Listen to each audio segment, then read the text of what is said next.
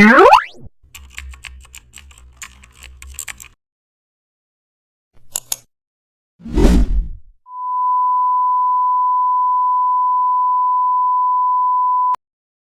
back to the channel. Don't forget to like, share and subscribe for more updates. Today we are diving into an exciting tutorial how to create a freestyle signature line using stroke path in Photoshop.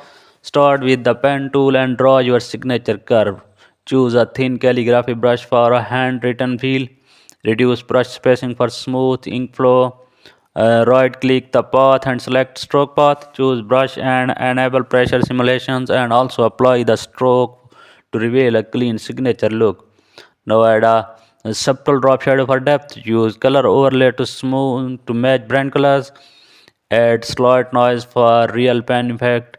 Duplicate the layer for a more bold signature version. This technique is perfect for branding and watermarking. Try different brush